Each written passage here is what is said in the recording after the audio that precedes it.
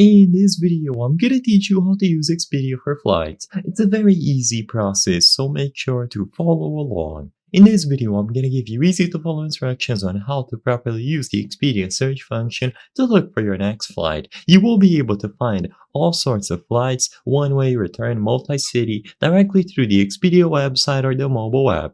When you access the website or the mobile app, you will be able to find the option to look for stays, flights, cars, packages, things to do, and cruises. For this video, I'm gonna focus on the flights option exclusively.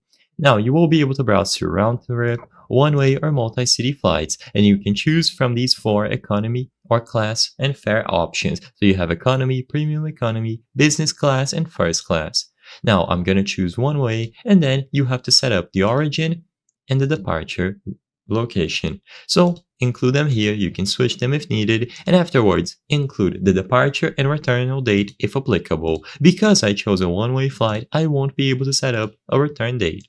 Afterwards, choose the amount of travelers. So you have adults, children, so ages 2 and 17, and then infants on lap or infants in seat when they are younger than 2. Click done, click search, and then all of the results according to the options that you selected will appear. You will be able to compare prices over here at the top, so this specific day has the lowest price out of this week, so I'm gonna select that, and you can use the filters at the left side of the screen to find best results for you.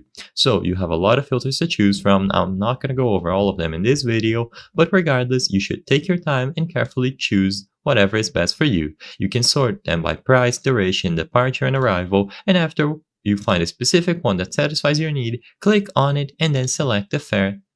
Afterwards, they are going to offer you hotels, but I'm gonna skip this. And then you will proceed to check out immediately.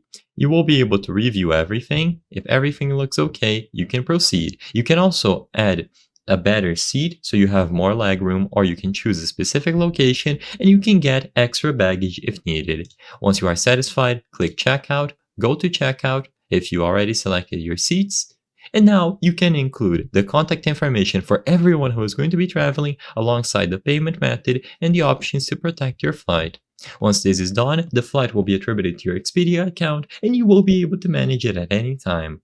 I hope I was able to help you on how to use Expedia for flights. If this video helped you, please be sure to leave a like and subscribe for more very easy tips. Thank you for watching.